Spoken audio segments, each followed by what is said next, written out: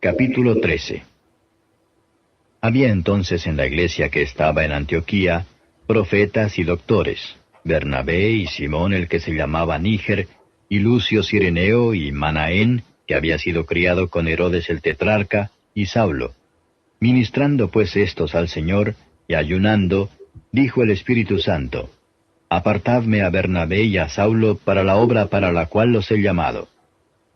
Entonces, habiendo ayunado y orado, y puestos las manos encima de ellos, despidiéronlos. Y ellos, enviados así por el Espíritu Santo, descendieron a Seleucia, y de allí navegaron a Cipro. Y llegados a Salamina, anunciaban la palabra de Dios en las sinagogas de los judíos, y tenían también a Juan en el ministerio. Y habiendo atravesado toda la isla hasta Pafo, hallaron un hombre mago, falso profeta, judío, llamado Bar-Jesús, el cual estaba con el procónsul Sergio Paulo, varón prudente. Este, llamando a Bernabé y a Saulo, deseaba oír la palabra de Dios. Mas les resistía Elimas el encantador, que así se interpreta su nombre, procurando apartar de la fe al procónsul. Entonces Saulo, que también es Pablo, lleno del Espíritu Santo, poniendo en él los ojos, dijo: «Oh, lleno de todo engaño y de toda maldad, hijo del diablo, enemigo de toda justicia, ¿no cesarás de trastornar los caminos rectos del Señor? Ahora pues, he aquí la mano del Señor es contra ti y serás ciego, que no veas el sol por tiempo». Y luego cayeron en él obscuridad y tinieblas, y andando alrededor buscaba quien le condujese por la mano. Entonces el procónsul, viendo lo que había sido hecho, creyó, maravillado de la doctrina del Señor. Y partidos de Pafo, Pablo y sus compañeros arribaron a Perge de Panfilia. Entonces Juan, apartándose de ellos, se volvió a Jerusalén. Y ellos, pasando de Perge, llegaron a Antioquía de Pisidia, y entrando en la sinagoga un día de sábado, sentáronse. Y después de la lectura de la ley y de los profetas, los príncipes de la sinagoga enviaron a ellos diciendo: «Varones hermanos, si tenéis alguna palabra de exhortación para el pueblo, hablad». Entonces Pablo, levantándose, hecha señal de silencio con la mano, dice: «Varones israelitas y los que teméis a Dios, oíd. El Dios del pueblo de Israel escogió a nuestros padres y ensalzó al pueblo, siendo ellos extranjeros en la tierra de Egipto, y con brazo levantado los sacó de ella. Y por tiempo como de 40 años, soportó sus costumbres en el desierto. Y destruyendo 7 naciones en la tierra de Canaán, les repartió por suerte la tierra de ellas. Y después, como por 450 años, dióles jueces hasta el profeta Samuel. Y entonces demandaron rey, y les dio Dios a Saúl, hijo de Cis, varón de la tribu de Benjamín, por 40 años. Y quitado aquel, levantóles por rey a David, al que dio también testimonio diciendo: «He hallado a David, hijo de Jesé, varón conforme a mi corazón, el cual hará todo lo que yo quiero». De la simiente de éste, Dios, conforme a la promesa, levantó a Jesús por Salvador a Israel. Predicando Juan delante de la faz de su venida el bautismo de arrepentimiento a todo el pueblo de Israel. Mas como Juan cumpliese su carrera, dijo: «¿Quién pensáis que soy? No soy yo él, mas he aquí, viene tras mí uno, cuyo calzado de los pies no soy digno de desatar». Varones hermanos, hijos del linaje de Abraham, y los que entre vosotros temen a Dios, a vosotros es enviada la palabra de esta salud. Porque los que habitaban en Jerusalén y sus príncipes, no conociendo a éste y las voces de los profetas que se leen todos los sábados, condenándole, las cumplieron. Y sin hallar en él causa de muerte, pidieron a Pilato que le matasen. Y habiendo cumplido todas las cosas que de él estaban escritas, quitándolo del madero, lo pusieron en el sepulcro. Mas Dios le levantó de los muertos. Y él fue visto por muchos días de los que habían subido juntamente con él de Galilea a Jerusalén, los cuales son sus testigos al pueblo.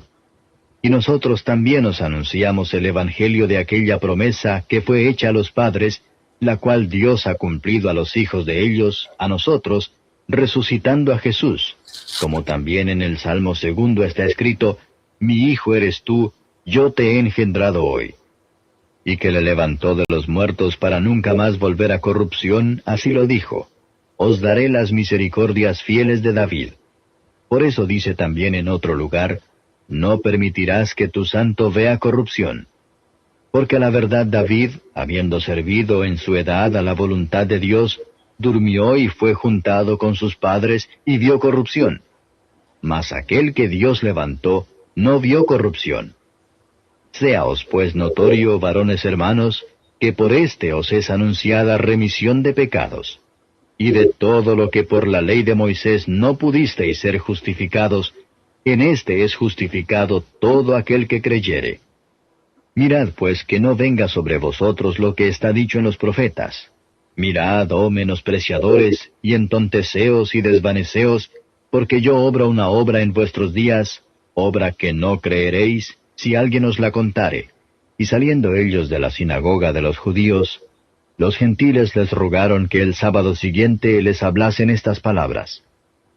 Y despedida la congregación, muchos de los judíos y de los religiosos prosélitos siguieron a Pablo y a Bernabé, los cuales hablándoles, les persuadían que permaneciesen en la gracia de Dios. Y el sábado siguiente se juntó casi toda la ciudad a oír la palabra de Dios. Mas los judíos, visto el gentío, llenáronse de celo, y se oponían a lo que Pablo decía, contradiciendo y blasfemando. Entonces Pablo y Bernabé, usando de libertad, dijeron, A vosotros a la verdad era menester que se os hablase la palabra de Dios. Mas pues que la desecháis y os juzgáis indignos de la vida eterna, he aquí nos volvemos a los gentiles. Porque así nos ha mandado el Señor diciendo, Te he puesto para luz de los gentiles, para que seas salud hasta lo postrero de la tierra. Y los gentiles, oyendo esto, fueron gozosos, y glorificaban la palabra del Señor, y creyeron todos los que estaban ordenados para vida eterna. Y la palabra del Señor era sembrada por toda aquella provincia. Mas los judíos concitaron mujeres pías y honestas, y a los principales de la ciudad, y levantaron persecución contra Pablo y Bernabé, y los echaron de sus términos. Ellos entonces, sacudiendo en ellos el polvo de sus pies, vinieron a Iconio. Y los discípulos estaban llenos de gozo y del Espíritu Santo. Bendiciones, hermanos, le damos gracias al Señor por la oportunidad que nos concede el compartir con cada uno de ustedes, y en esta ocasión aquí a través de nuestro estudio que damos cada cierto tiempo en el libro de los Hechos, y estamos en el capítulo 13 de análisis contextual. Y vamos a estar observando aquí en este capítulo 13, donde estaremos viendo un asunto sumamente interesante.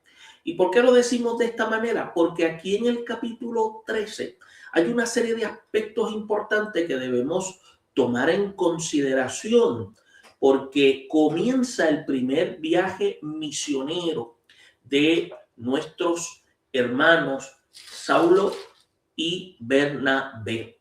Y en esta trayectoria ocurren una serie de aspectos importantísimos que deben ser tomados en consideración. Y es por eso que cuando analizamos el documento vamos a estar mirando cómo en la trayectoria se ve lo siguiente. Vemos que en el capítulo 13 es el comienzo de lo que es la segunda división del libro de los Hechos. Por eso es que estas actividades de la primera parte están en lo que se llaman centradas principalmente en la ciudad de Jerusalén. Ahora, el testimonio estaba dirigido hacia los judíos. Ahora, usted va a ver cómo el evangelista Lucas ahora incluye relatos que están variados en incidentes que prepararon el camino para lo que se llama la misión a la comunidad de los gentiles.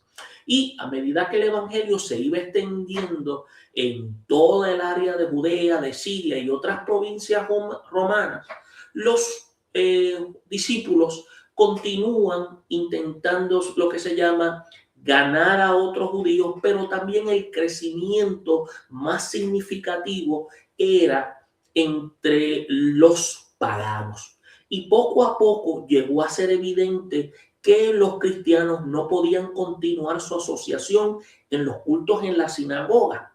Por lo tanto, los judaizantes, entiéndase judaizantes, aquellos que querían que los gentiles practicaran las tradiciones judías, aún sirviendo a Cristo, forzaron en el cristianismo a separarse completamente del judaísmo. Pero esto es bien importante porque vamos a ver más adelante en otros capítulos cómo esto se va desarrollando. Por eso es que en el comienzo de Hechos se presentó a los 12 y su testimonio en Jerusalén. Más adelante, a través de nuestra plataforma, hermano Junior Pérez, ustedes pueden buscar estudios de análisis contextual del libro de los Hechos desde el capítulo 1 y van a ver toda la trayectoria de cómo se va trabajando cada uno de estos versículos, cada uno de los capítulos y cómo se va desarrollando cada capítulo, y podemos tener un panorama más amplio de cómo Lucas va explicando cada trayectoria del desarrollo y crecimiento de la iglesia. Por lo tanto, continuamos aquí y en esta segunda fase, en este documento, especialmente en el capítulo 13, fue alcanzada, y en el capítulo 6, retomamos aquel capítulo 6 un momento, es cuando fueron ordenados los 7 diáconos. Bajo la dirección de ellos, el evangelio fue llevado a los samaritanos, a los prosélitos y a los gentiles temerosos. Entiéndase que la influencia de los 7 preparó lo que se llama la fase siguiente del desarrollo, el cual el evangelio fue llevado a los gentiles paganos. Ahora, también es importante ver que usted nota que en el versículo 1 del capítulo 13 se inicia una lista de 5 profetas y maestros en Antioquía. Por eso es que los 12 y los 7 dejan de estar en la primera plana. Si usted analiza, dice, y había entonces en la iglesia que estaba en Antioquía profetas y maestros. Dice Bernabé, Simón, el que se llamaba Níger, Lucio de Cirene, Manaén, el que se había criado junto a Herodes el tetrarca, y Saulo. Entonces, Bernabé, que era nativo de Chipre, fue introducido por Lucas en relación con la obra en Jerusalén. Por eso es que usted ve que el historiador Lucas señala previamente que hombres de Chipre, de Cirene, fueron lo que se llaman esparcidos a causa de la persecución y que hubo con motivo de lo que se llama el linchamiento de Esteban. Ahora, llegaron a Antioquía y testificaron a los griegos. También, entiéndase que Bernabé había traído a Saulo desde Tarso para ayudarlos en las enseñanzas de los nuevos cristianos en Antioquía. Por otra parte, hay que ver que Simón, llamado Níger, porque era de piel oscura, como la mía, quizás era de esta región de África y puede haber sido uno del área de Cirene. Ahora, el nombre, acuérdense que es latino y el latín era un idioma de Cirene, en el norte de África. También estaba Lucio. Lucio es identificado especialmente con Cirene, y Manaén tenía cierta relación íntima con la familia de Herodes Antipas, o entiéndase Herodes Antipas también, que también se conocía de esa forma. Y habían 3 de 2 a 5 profetas y maestros que son presentados, pero no son mencionados. Ahora, Lucas lo que hace es que presenta con ellos que continuaron el trabajo allá en Antioquía como profetas y maestros. Entiéndase profetas que eran proclamadores del evangelio. Ahora, la iglesia en Antioquía tenía más líderes que estaban capacitados de los que eran absolutamente miembros de la iglesia y en otras partes de esa región, y estaban siendo prácticamente esas regiones estaban siendo atendidas apropiadamente. Entonces la estrategia de Dios es revelada, y por medio de la dirección del Espíritu Santo es que los líderes más capaces debían entonces separarse de la iglesia que estaba establecida y comenzar un nuevo trabajo. Entonces, desafortunadamente, en nuestros días la estrategia ha sido ya cambiada, y muy a menudo los líderes con más preparación y habilidades permanecen en las iglesias grandes y ya establecidas, y se envían a los que no tienen experiencia para comenzar lo que se llaman los trabajos misioneros. Y es interesante especular si el reino de Dios crecería más rápido si los pastores bien preparados y experimentados establecieran las nuevas obras, como lo hicieron así Bernabé y Saulo en Antioquía, que es como se puede notar en las Escrituras. Ahora, cuando usted observa los versículos 2 y 3, la iglesia en Antioquía era sensible, escuche bien, sensible a la voz del Espíritu Santo. Por lo tanto, usted nota que los discípulos fueron convencidos, y entiéndase convencidos porque estaban, escuche, estaban dispuestos a ser guiados, a moverse donde fuese necesario. Por lo tanto, junto con Bernabé y Saulo, que el plan de Dios era para la iglesia, que era liberar a estos de sus responsabilidades y enviarlos a la obra misionera. Entonces, se puede decir entonces que Saulo había sido seleccionado como el apóstol a los gentiles, porque era parte del plan divino. Ahora, en el momento de la conversión de Saulo, él estaba enseñando a los gentiles convertidos en Antioquía, pero el plan de Dios incluía unas regiones más allá de Siria. Entiéndase también que en el llamado al servicio misionero, no solo el individuo, sino también incluyase la iglesia en general. Por lo tanto, debe haber un sentido de convicción y dirección de parte de Dios. En Antioquía, la iglesia también participó en la dirección del llamado de Dios a sus miembros para un servicio especial. Por eso es que la iglesia continuó lo que se llama participando en el ministerio de Bernabé y de Saulo, apartándole, dice, enviándoles a un nuevo trabajo, entiéndase, otra tarea.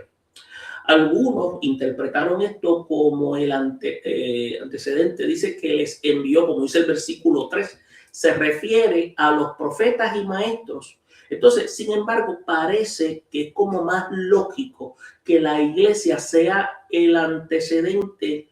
Entonces, no es probable que 3 profetas y maestros o 2 que se habían contado entre ellos para un nuevo ministerio. Acuérdense, Dios es el que asigna y la iglesia es la que identifica ese llamado. Es importante ver que también se sugiere que la imposición de manos no debe tampoco ser interpretada como una ordenación en todo momento, pero como si la bendición de la iglesia sobre los hombres nombrados. Porque lo que le están indicando es que un apoyo a una función de una tarea específica. Ya nosotros lo hemos visto como una ordenación.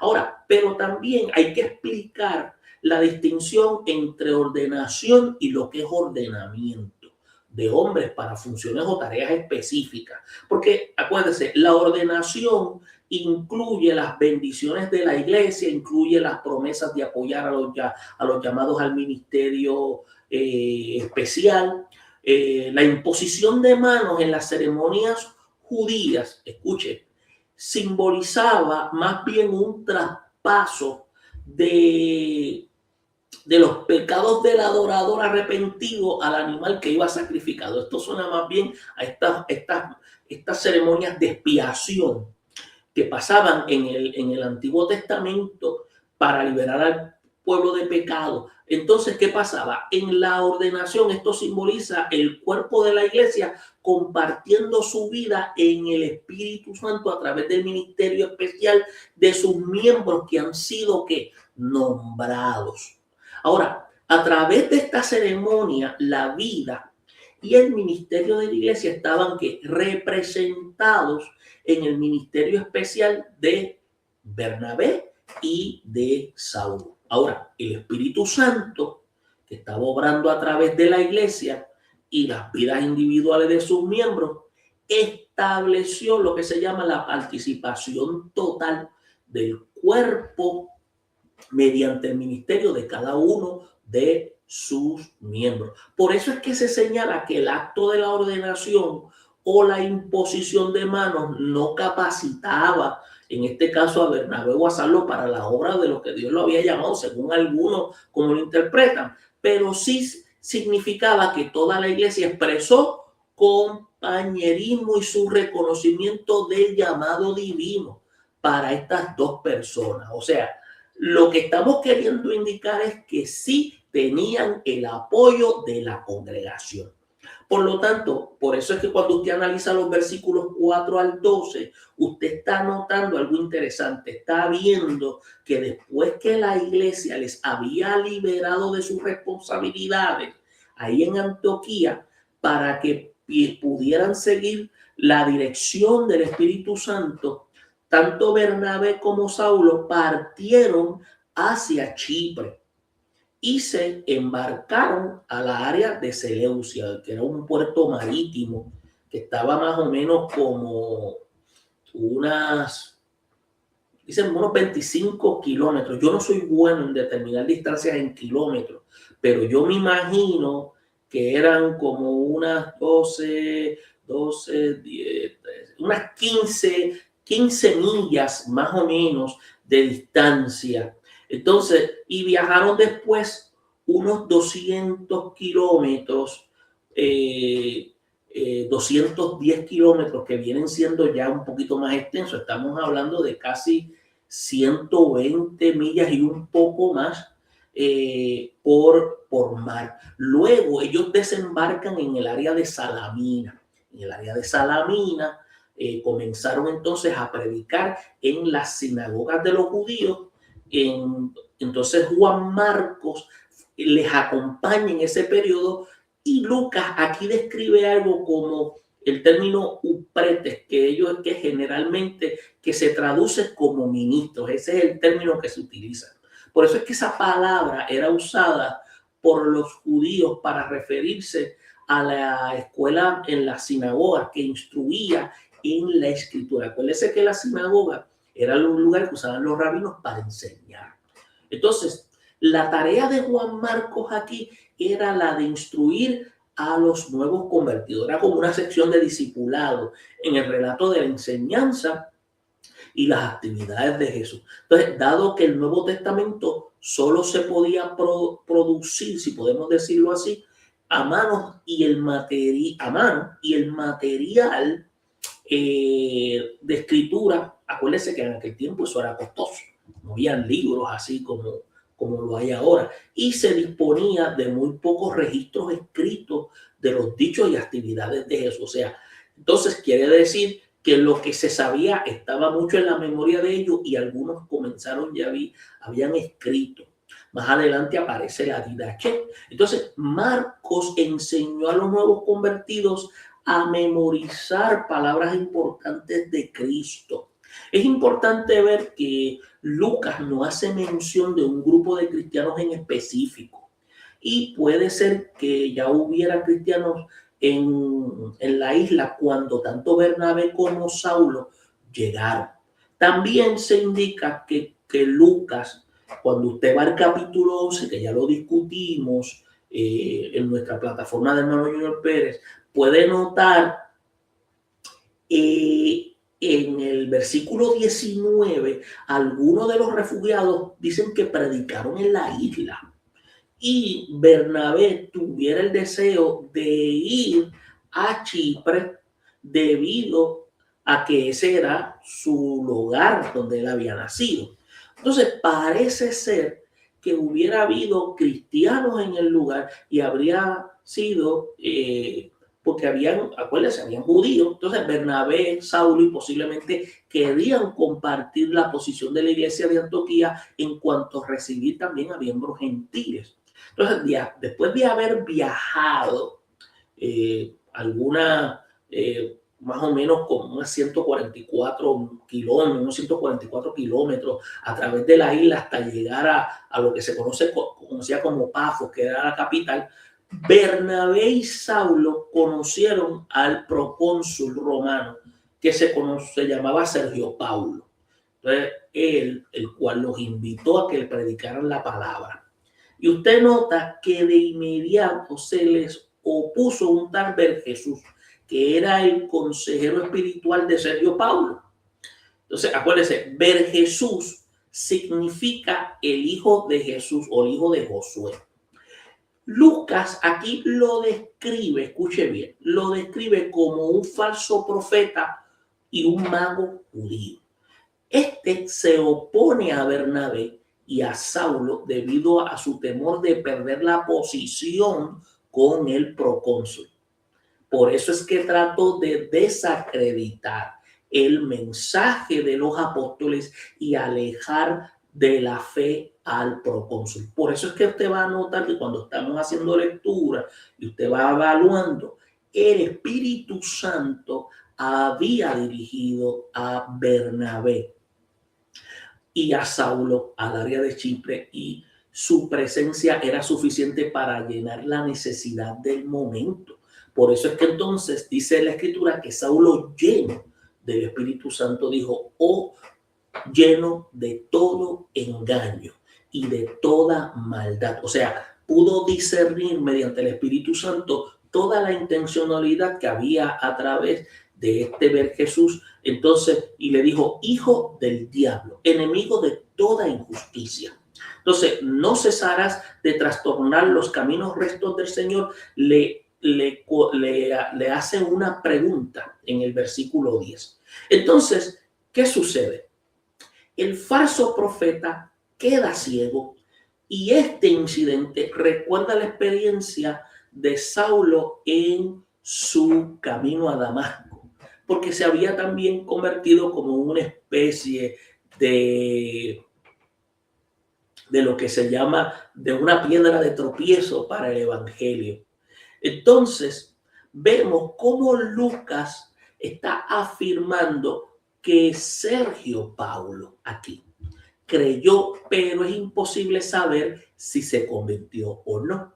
Ahora, después que su consejero espiritual había sido cegado por la mano del Señor misma, no pudo lo que se llama hacer que Bernabé y Saulo tenían un poder religioso superior, acuérdense. Entonces, es importante notar que aquí ellos están viendo que ellos tenían una autoridad que era superior. Por lo tanto, Lucas nota que Saulo también era conocido como Pablo. Acuérdense, Saulo era el nombre que se conocía allá en la comunidad hebrea, que viene más bien de Saúl, pero Pablo también se conocía porque era romano, porque Pablo tenía ciudadanía romana. Entonces, también ese era el nombre que se conocía entre los gentiles. Entonces, su nombre, acuérdense, el nombre hebreo de él era Saulo y su nombre romano era Pablo. Entonces, con el testimonio del procónsul romano, aquí viene, Pablo comenzó su misión a los gentiles. No es que su nombre fue cambiado, es que él tiene dos ciudadanías. Entonces resulta apropiado que se le llame su nombre romano. Tiene más acceso, tiene más oportunidades. Entonces, en las citas anteriores se menciona, se puede ver cómo Bernabé se menciona en primer lugar, pero desde el momento en que Pablo toma la dirección al predicar a Sergio Paulo, Lucas menciona primero a Pablo.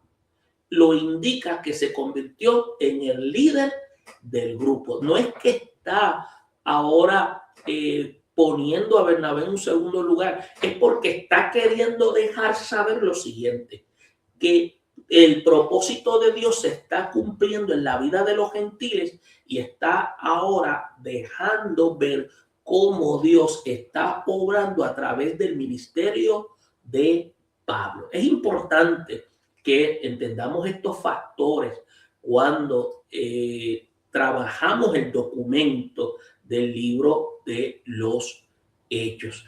Esto también nos lleva a nosotros a observar lo siguiente. ¿Por qué? Porque cuando observamos cada uno, vemos, si usted va cuidadosamente, fíjese, en el versículo 8 usted observa cómo Elimas se resiste, y volvemos y retomamos esa parte para que usted vea lo siguiente. Él se resiste a la fe, mostrando que la oposición no siempre es violenta, sino a veces intelectual, evitando que Dios abra puertas en lugares de autoridad y que el evangelio trascienda hasta las clases sociales. Cuando usted ve esto en el versículo 9, usted ve que, como habíamos dicho, Pablo, lleno del Espíritu Santo, confronta con autoridad espiritual, mostrando entonces que el Espíritu Santo le da esa capacidad de discernimiento y la valentía. ¿Para qué? Para que entonces identifique y pueda ver no del temperamento humano, sino a través de la capacidad del Espíritu Santo, la intención del corazón. Por eso es que en el versículo 10, Pablo hace esa denuncia a Elimas, revelando que el evangelio, ¿qué hace? Confronta pecado y falsedad. ¿Y qué hace? Que la misión incluye también discernir y también presentar influencias destructivas. Por otra parte, usted puede ver en el versículo 11 cómo el juicio sobre Elimas muestra que Dios define su obra. ¿Por qué? Porque la ceguera física, ¿qué simboliza? Simboliza un estado de ceguera espiritual, revelando que resistir la verdad de Dios trae unas consecuencias. Por otra parte, cuando usted ve el versículo 12, Sergio Paulo cree que al ver la enseñanza y el poder de Dios mostrado que la fe surge cuando la verdad es acompañada por la obra del Espíritu Santo. Y esto es importante porque vemos cómo Juan Marcos abandona la misión, mostrando que el ministerio implica ¿qué? Implica desgaste, decisiones difíciles, también anticipa futuros conflictos entre Pablo y Bernabé. Estas son situaciones que pasan porque somos humanos.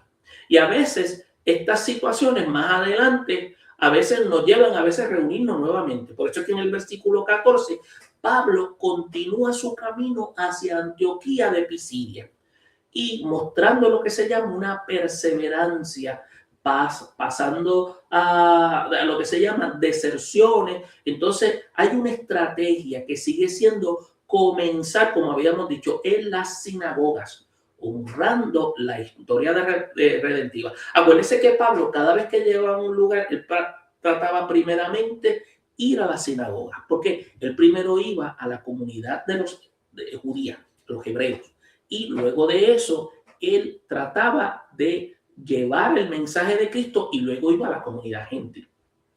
Por eso es que en el versículo 15 usted nota la invitación a exhortar una muestra de apertura en la sinagoga. Por eso es que el apóstol Pablo aprovecha la oportunidad para presentar a Cristo desde las Escrituras, que es un modelo de lo que se conoce como una predicación contextual.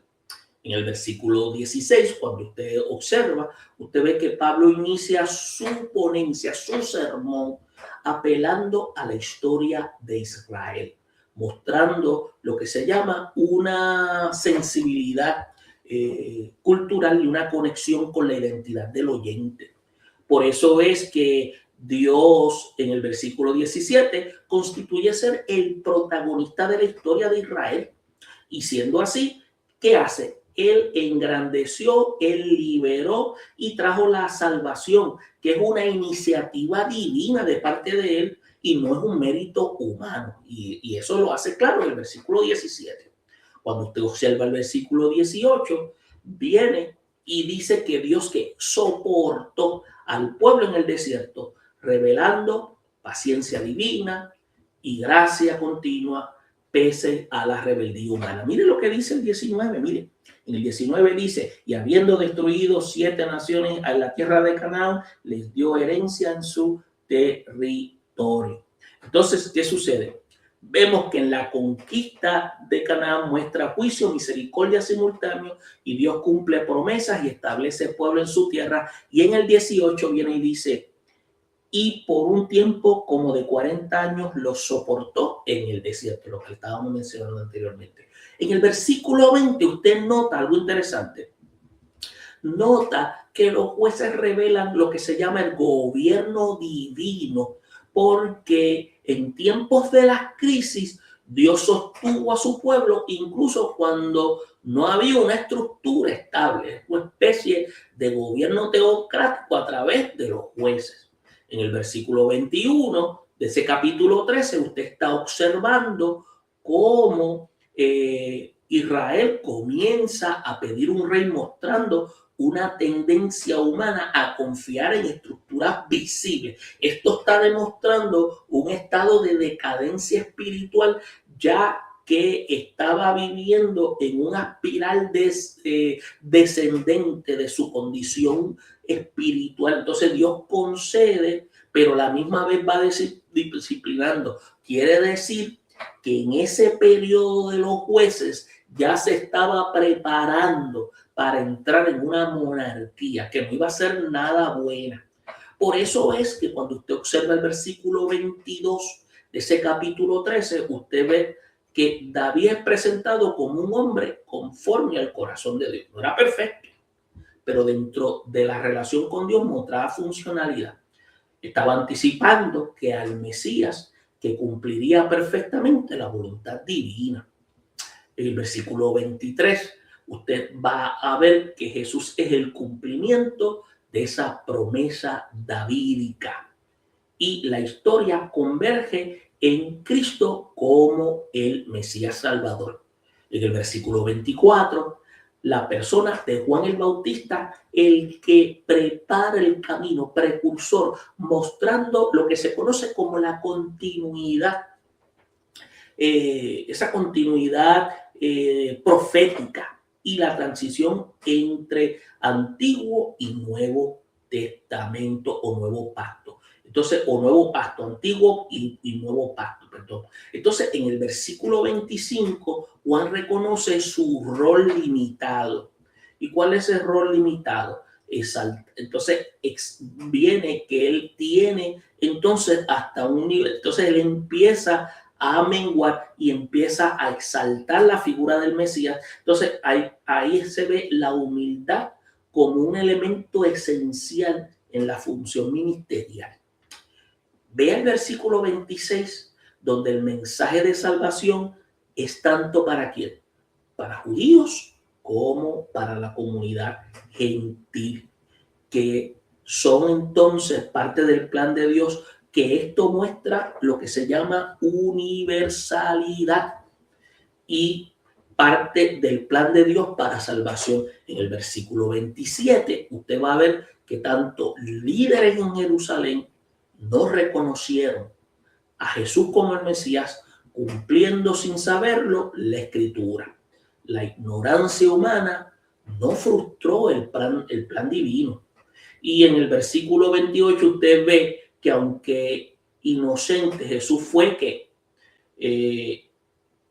condenado, entiéndase,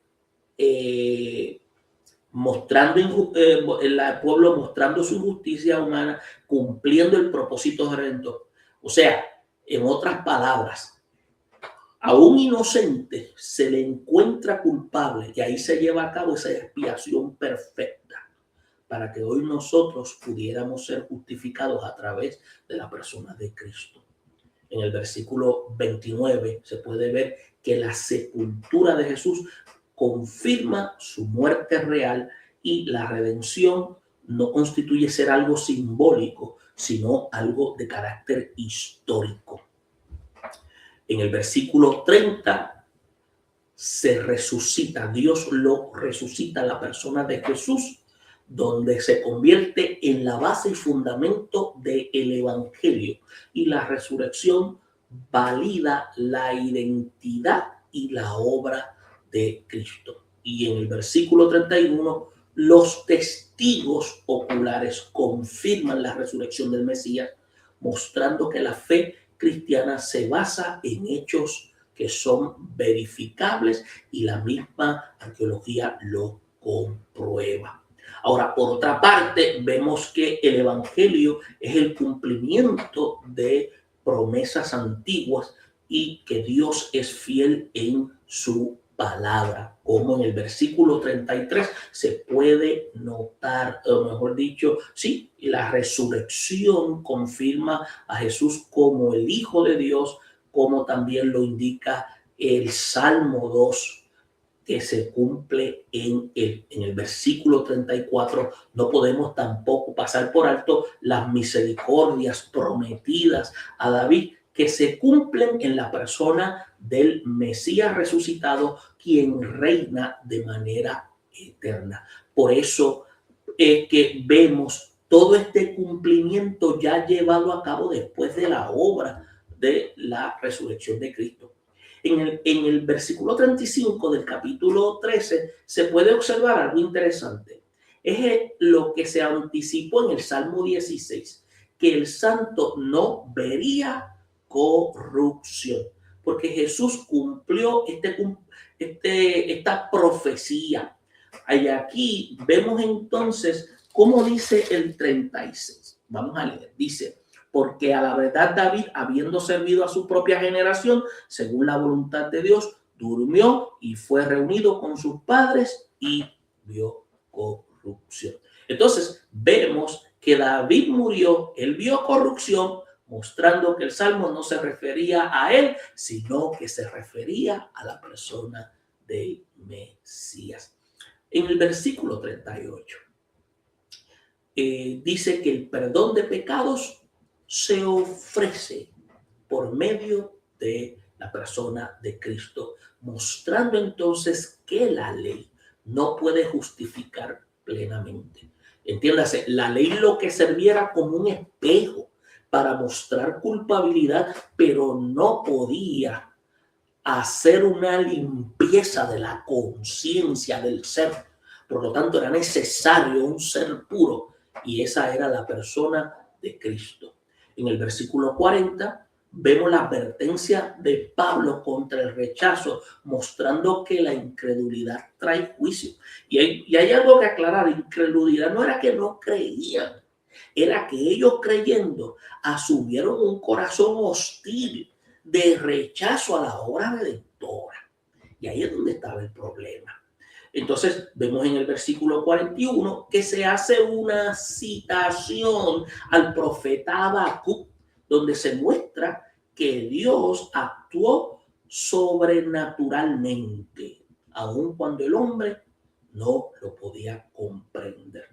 Y vemos cómo en el versículo 42 los gentiles deseaban escuchar más, mostrando hambre espiritual y una apertura del evangelio. El 43 muestra cómo muchos siguieron al apóstol Pablo, siguieron a Bernabé, y la gracia trajo y sostuvo a los creyentes. ¿Por qué? Porque el plan de Dios es que universal. ¿Entiendes? El propósito es que el evangelio llegue a todos y que todos tengan la oportunidad de aceptar o rechazar el evangelio.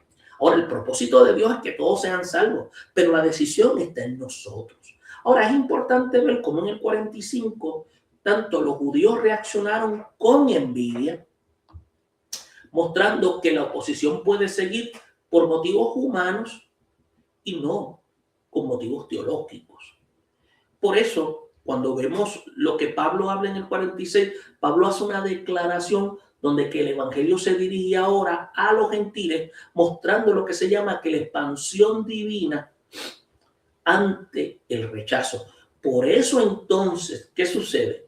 Los que estaban más vulnerables tenían un oído más abierto a la comunidad gentil. Vemos entonces cómo en el 47 la misión de los gentiles se cumple en lo que Isaías ya había dicho en el capítulo 49 de su libro, donde la iglesia iba a participar en el plan global de Dios. Y en el versículo 48, los gentiles creen, los gentiles se alegran, la salvación se atribuye a lo que se llama la elección divina y la respuesta humana.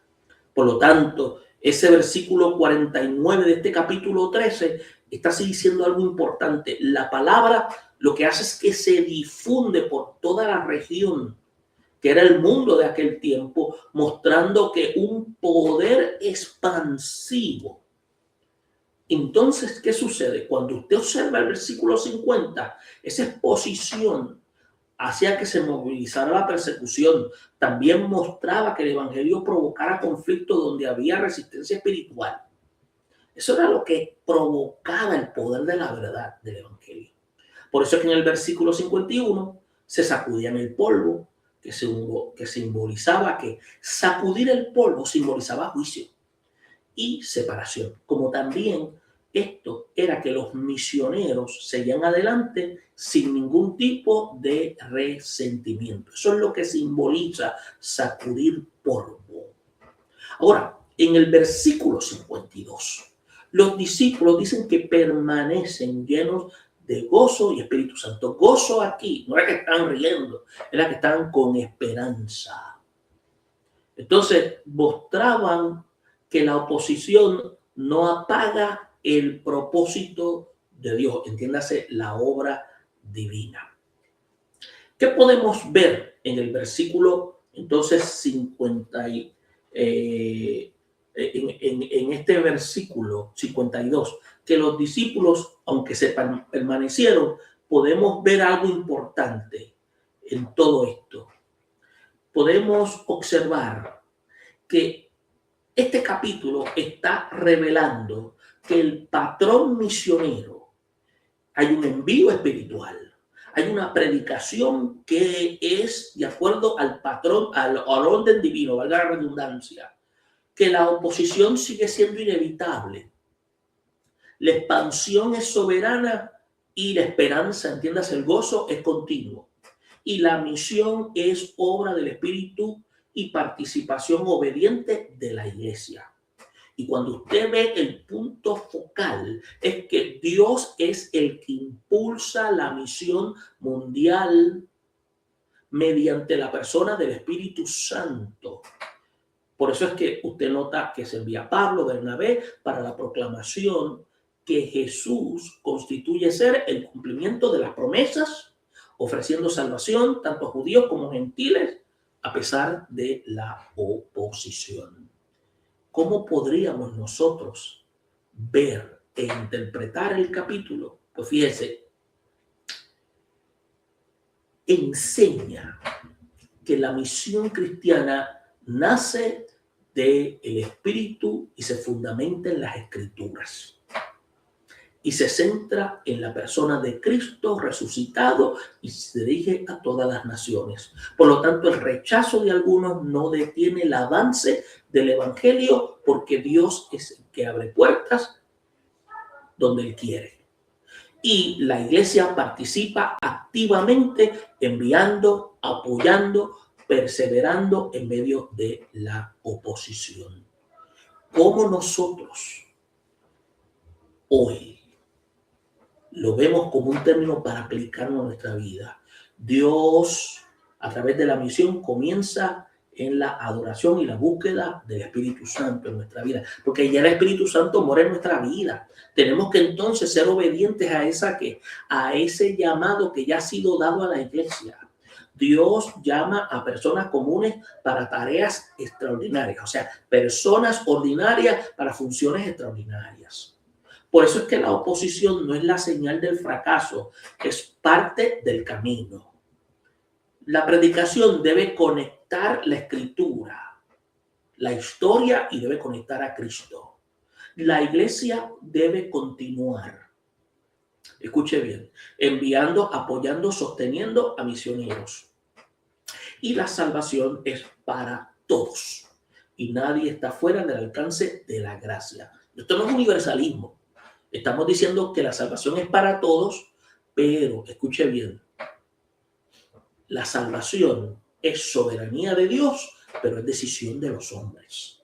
Ahora, el gozo del Espíritu Santo sostiene aún la iglesia en tiempos difíciles. Esta información la hemos encontrado en el capítulo 13 del libro de los Hechos.